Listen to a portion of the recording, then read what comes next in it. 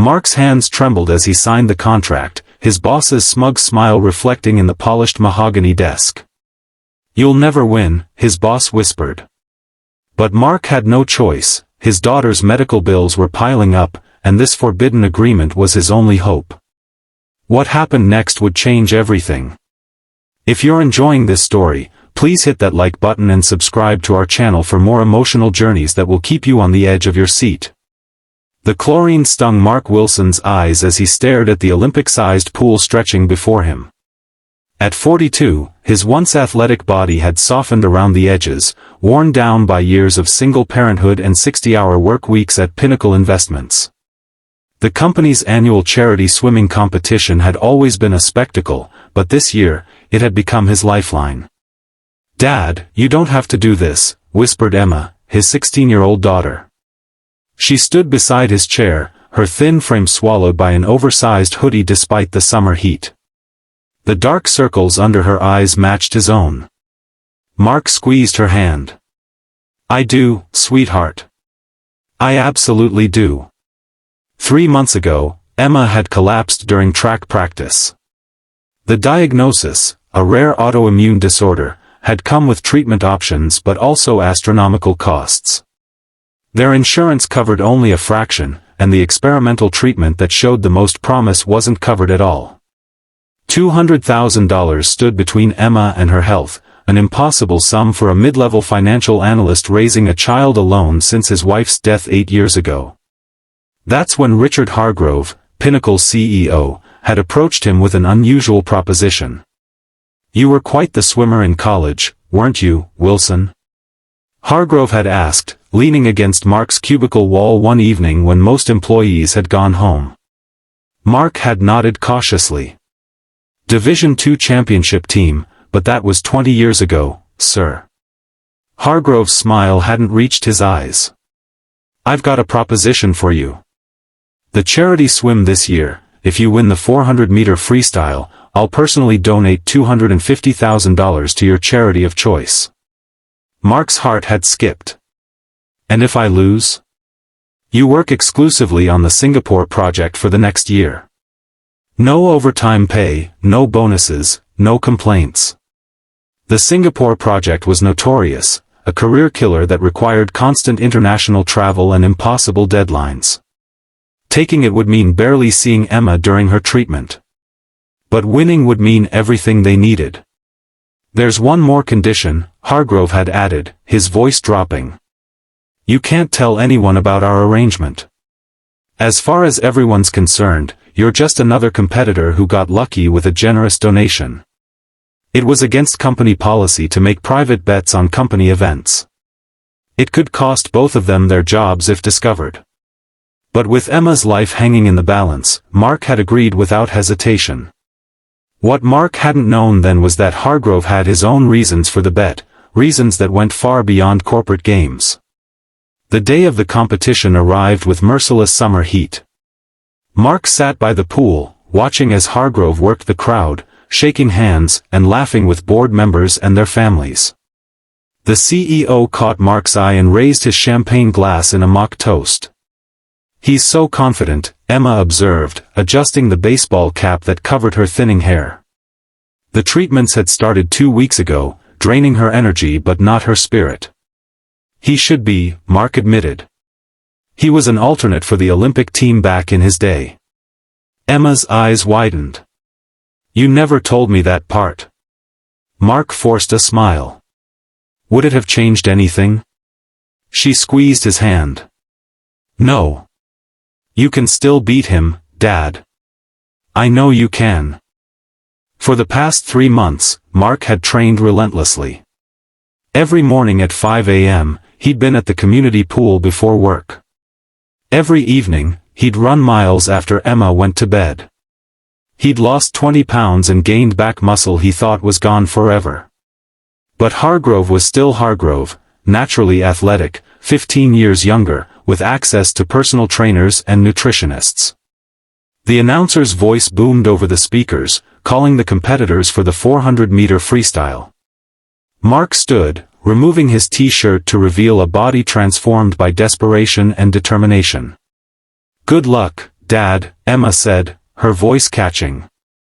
Remember what Dr. Patel said, this treatment could change everything. Mark nodded, unable to speak past the lump in his throat. He walked to the starting block, taking his position next to Hargrove, who looked relaxed and confident in his designer swimwear. Ready to lose, Wilson? Hargrove murmured, just loud enough for Mark to hear. I'm not here to lose, Mark replied, staring straight ahead. The starter's pistol cracked, and Mark dove. The water embraced him like an old friend, and for a moment, he was 20 again, cutting through the pool with perfect form. The first 100 meters passed in a blur of bubbles and rhythm. He surfaced for breaths, catching glimpses of the lanes beside him. Hargrove was ahead, but not by much. By the halfway point, Mark's muscles were screaming. Years of desk work and fast food lunches demanded their due. Hargrove pulled further ahead, his technique flawless. Mark thought of Emma watching, of the medical bills piling up on his kitchen table, of the experimental treatment that could save her life. Something shifted inside him. A second wind, fueled not by physical stamina but by a father's love. Mark's strokes grew stronger, more efficient.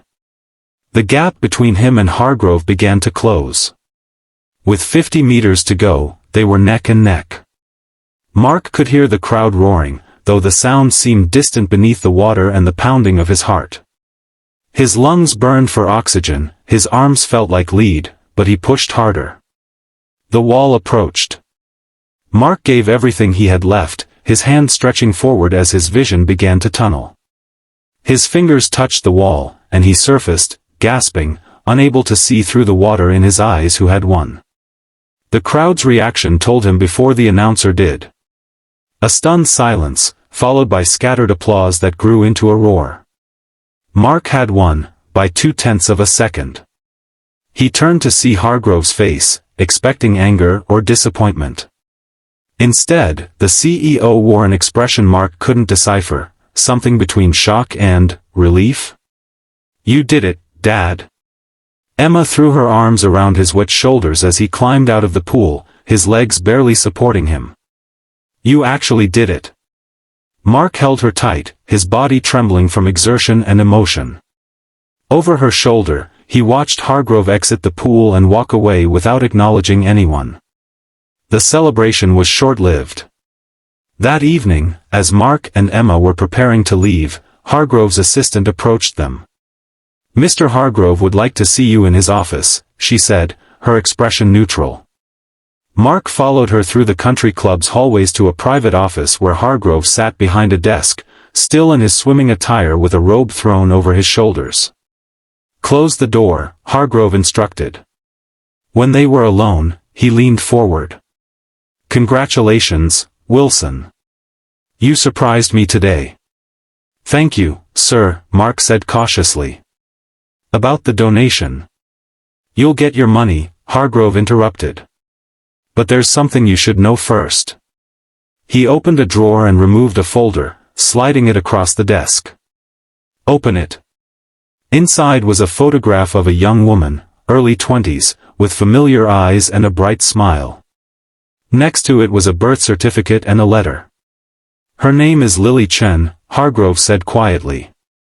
She's 23, lives in Singapore, and she's dying of the same condition your daughter has. Mark looked up, confused. I don't understand. She's my daughter, Wilson. My biological daughter, from a relationship I had during my swimming days in Asia. Her mother never told me about her. I only found out 6 months ago when Lily's doctors were searching for genetic matches for treatment. The pieces began falling into place in Mark's mind. The Singapore project. Hargrove nodded. It's not just any project. It's a medical research initiative I've been funding privately. The same experimental treatment your Emma needs, we're trying to make it accessible in Asia. Lily is too far progressed for it to help her much, but others could be saved. Why the bet? Why not just tell me? Hargrove's composed facade cracked slightly. Corporate politics. The board doesn't know about Lily, and they wouldn't approve of me diverting company resources for personal reasons. I needed someone passionate about the project who wouldn't ask too many questions. So you set up this whole competition knowing I'd agree to anything for Emma. Yes, Hargrove admitted. But I also knew you were the only person at Pinnacle with the swimming background to potentially beat me. I needed to make it look legitimate when I lost. Mark stared at him.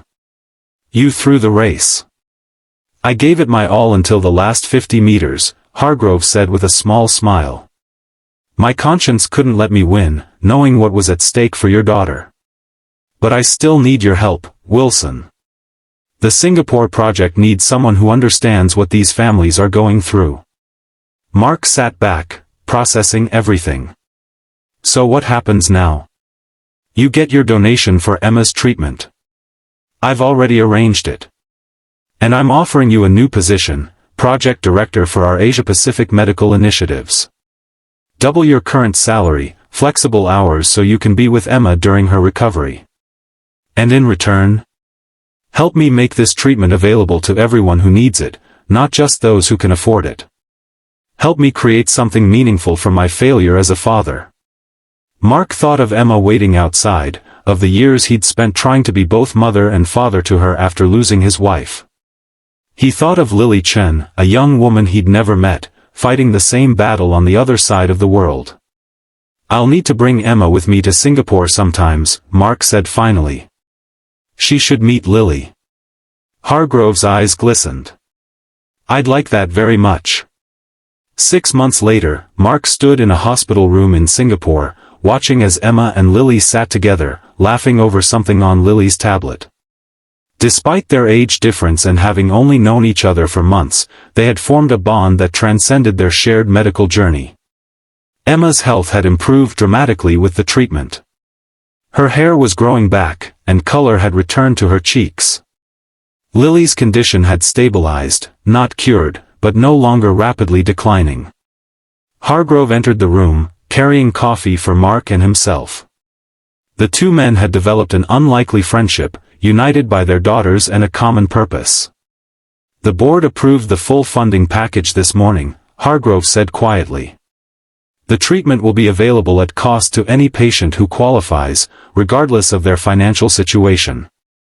Mark nodded, emotion tightening his throat. How many families will this help? Thousands, eventually. We're starting with centers in Singapore, Manila, and Bangkok. Then expanding globally. They watched their daughters together, two young women whose lives had been saved not just by medical science, but by the lengths their fathers had gone to protect them. You know, Mark said, when I accepted that bet, I thought I was risking everything for Emma. I never imagined we'd end up here. Hargrove smiled. Sometimes the most forbidden paths lead to the most important destinations. Outside the hospital window, the Singapore skyline glittered in the evening light, a testament to human ingenuity and resilience.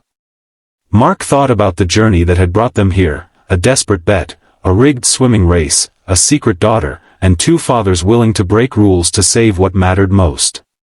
Some would call what they'd done wrong. Mark preferred to think of it as necessary, a reminder that in a world of corporate policies and bottom lines, the most important investments were the ones we made in each other. Emma looked up and caught his eye, her smile bright and full of life. In that moment, Mark knew he would make the same choice again, 1,000 times over. Some bets were worth any risk, especially when they were made with the heart. As Mark and Richard worked together over the years, their initial deception transformed into something powerful, a global initiative that changed medical access for thousands of families facing impossible choices. Emma and Lily both recovered fully, going on to become advocates for patients with rare conditions. And it all began with a forbidden bet at a company swimming competition, proof that sometimes, breaking the rules is the only way to do what's right. If this story touched your heart, please like and subscribe for more tales of courage, sacrifice, and the extraordinary lengths we go to for those we love. Remember, the most powerful changes often begin with one person willing to take a stand, even when the odds seem impossible.